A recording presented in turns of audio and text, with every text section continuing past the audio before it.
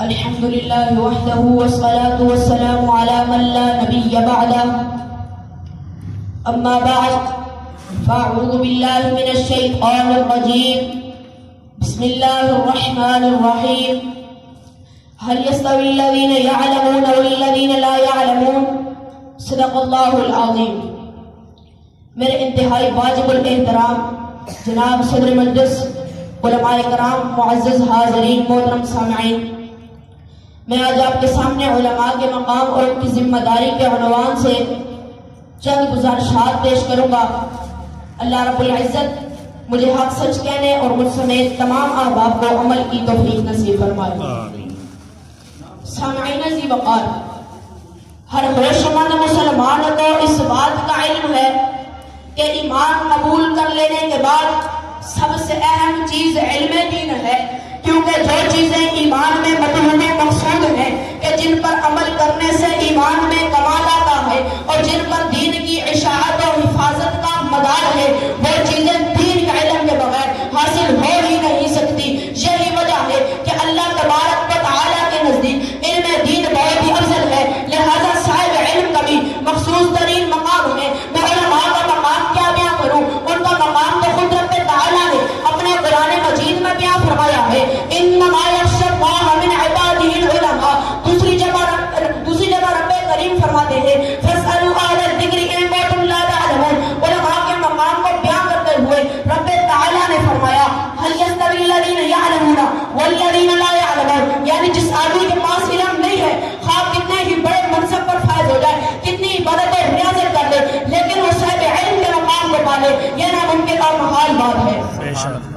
اللہ تعالیٰ نے عالم دین کی عزت و تقدیر کے لیے نیز اس کے حق میں دعائے مغفرت کرنے کے لیے ساری کائنات کو لگا رکھا ہے اور روز محشر میں اس کو ایسے انعامات سے سرفراز کرنے کا وعدہ فرمایا ہے کہ جسے سن کر آسمانوں کے فرشتے تک رش کرتے ہیں.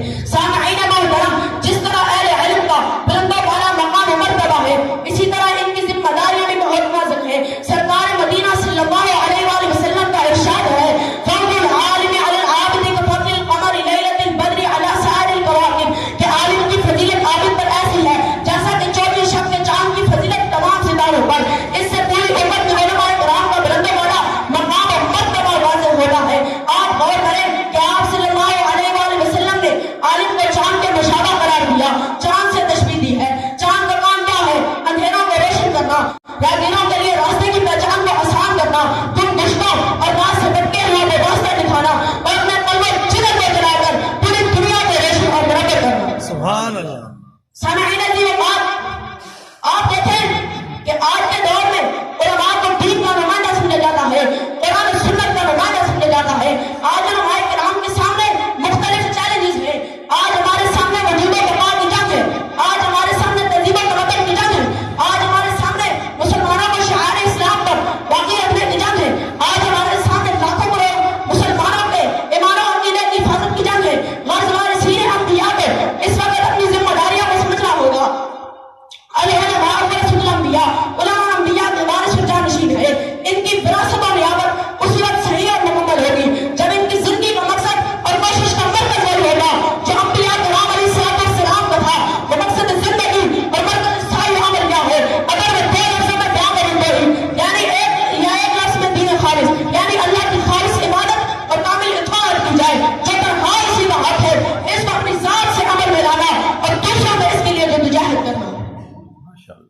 یہی ہے جن کے سونے کو فضیلت ہے عبادت پر، یہی ہے جن کے سونے کو فضیلت ہے عبادت پر. انہی کی اتقا پہ ناز کرتی ہے مسلمانی، انہی کی شان پہ زیبان نبوت کی وراثت ہے، انہی کی شان پہ زیبان نبوت کی وراثت ہے. انہی کا کام ہے دینی وراثت کی نگہبانی.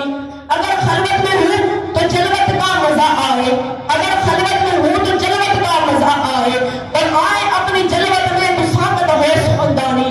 خدا یاد آئے جن کو دیکھ کر وہ نور کے پتلے، خدا یاد آئے جن کو دیکھ کر وہ نور کے پتلے.